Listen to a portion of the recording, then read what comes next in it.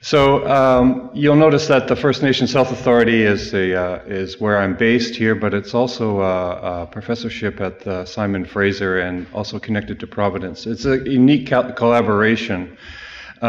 We had really wanted to have Senator Murray Sinclair give this talk today, and unfortunately Murray is extremely busy doing a number of other things associated with his new role in the Canadian Senate. So you're going to have to put up with me, I guess.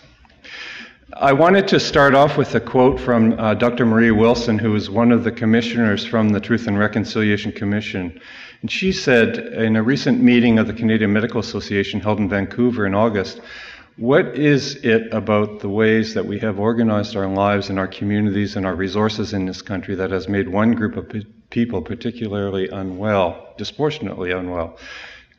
You know, any good diagnosis begins with a family history. So let's go back to Canada's family history. Let's go back to the head of our first household.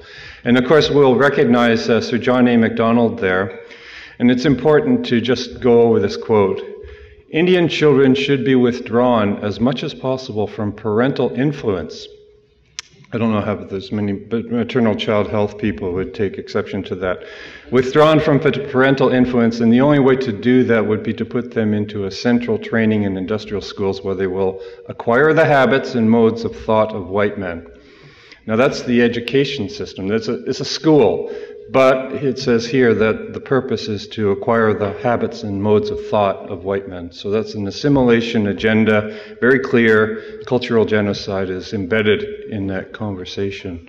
And that was a popular notion at the time. He was reflecting what everyone else in Cabinet and the House of Commons believed back in 1883. And of course it was came about, and Malcolm, gave a quick review of this.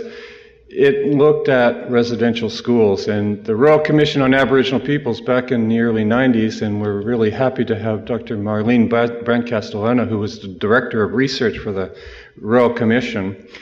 It basically talked about residential schools, and then of course this Truth and Reconciliation. You can see here that this is not just about penmanship. This is about indoctrination into religious way of thinking that was foreign to the people who were, the indigenous peoples of this country. So that's the legacy, and I'm not going to go into a lot of detail about that, except to say that it was extreme.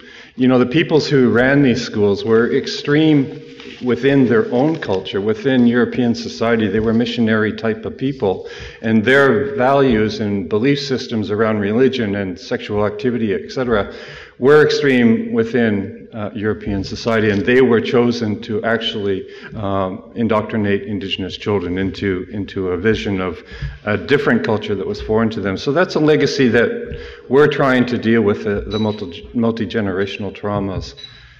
So, of course, we can fast forward to our current Prime Minister, and, the federal government has clearly stated its intention to prioritize issues related to Canada's Indigenous people.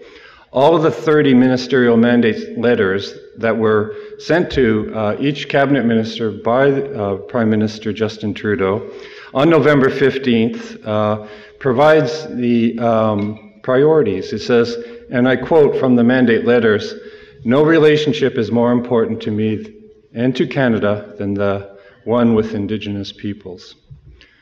So here we have a striking contrast. Both, extremely attractive white men, if I don't mind so saying, but we have a slightly different ideology happening here. So what's the opportunity that we have presented? I would suggest that it's the unfinished business of Confederation, that we as a country are going to be celebrating 150 years of Canada as a nation state, next year, 2017. So it's an opportunity for our country as a nation to actually to reconcile, to start to think about how we're going to integrate the Indigenous peoples of this Canada as full members of the society here. So this is a young guy. He's a physician, specialist working at the University of Alberta Emergency Department. He's Aliko Lafontaine. You're going to hear more about this guy. He is the president of the Medical Association, Indigenous Medical Doctors, and at the meeting in Vancouver, he made these statements. When reconciliation is talked about, we often talk about sharing history. We talk about sharing recommendations and stories from the Commission, and those are all very powerful things. But when you look at what reconciliation is, it's the changing of two different groups. It's not just about Indigenous people, often on the opposite sides and both becoming better. It's not just about empowerment of First Nations and First Nations patients, it's about empowerment of each of you. To be better allies and to find your place in Canadian fabric that doesn't exclude Indigenous peoples. So that's a really important thing that we have to take away from this meeting. It's not about us. It's not about us solving. It's about a partnership, and I think Linda gave a very strong endorsement of that notion. And we didn't check notes before we did our presentations. These are thoughts that just seem to boil up from our current the circumstances of colonization.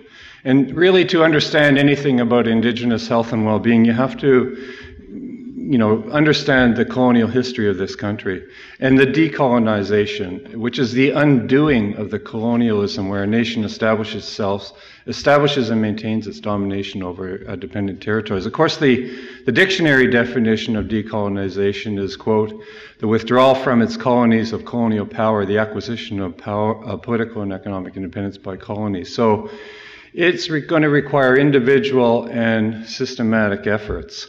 And I would argue that the stars and the planets are aligned for this to happen in this country in our history right now. This is not just another opportunity. This is a paradigm shifting.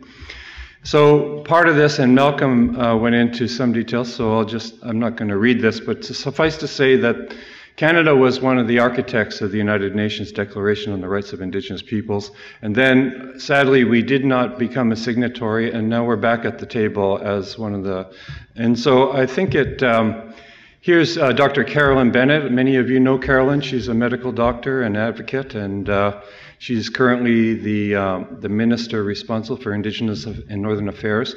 And this is a quote from May 11th this year. I am here to announce on behalf of Canada that we are now full supporter of the Declaration without qualification. We intend nothing less than to adopt and implement the Declaration in accordance with the Canadian Constitution. That's unprecedented, to have the Minister of Indigenous Affairs in Northern Canada to be an ally is really something that we've never seen before. So the Truth and Reconciliation Healthcare Recommendations, again, this is a bit of review from some of the things that Malcolm said, but just to say, we're acknowledging Canada's role in the poor health of Indigenous people. We need to address the jurisdictional challenges. This is the federal provincial roles in delivery of healthcare. There's an urgent need to train more Indigenous health professionals, and that includes researchers in your labs, in your research units, in the places that you conduct your research. There's a need to increase cultural safety, and others will speak about this, and that is about intercultural competency, skills-based, conflict resolution, human rights, etc. Minister Philippot also is committed to renewing a nation-nation relationship with Indigenous people. And her quote, "My department's ongoing work to improve health services for First Nations is fundamental to achieving this goal. We'll also support the implementation of many recommendations from the TRC. Jurisdictional challenges are no longer an acceptable excuse, just as geography is no longer an acceptable excuse. We're beyond arguing as to those whose responsibility it is, and that was recently with Rosemary Barton there. Now, I believe Joe took a picture of this at a recent meeting that he attended on the Great Canadian Healthcare Debate, and you can see here that of those knowledge leaders, thought leaders gathered at that debate, 73% adopting key recommendations from the report. Indigenous health, the truth and reconciliation was by far the number one priority that came out of that meeting. So there is a growing consensus in this country among among policymakers and advocates and the research community and ordinary citizens that this is a priority for this country. And again, I'm getting towards the end of my brief talk here, but I think these are the health ministers from across the provinces and territories, January 2016, including the Federal Minister of Health. We as health ministers will work together within our jurisdictions with Indigenous leaders to determine areas of shared priority to improve the coordination, continuity, and appropriateness of health services for Indigenous peoples as part of the population health approach to improving Indigenous peoples' health in Canada.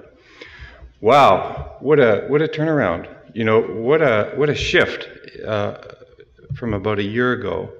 So this is my final slide, and I just wanted to show that this notion of equity and equality, you know, of course in the first slide on your left there, everybody has the equal size, you know, box to stand on, and that is not really appropriate because, you know, this is baseball season. Everybody wants to watch the World Series. You can't see what's going on there, but you can shift one of the boxes over, and of course it provides the opportunity for everyone to watch the game and be a partner in that.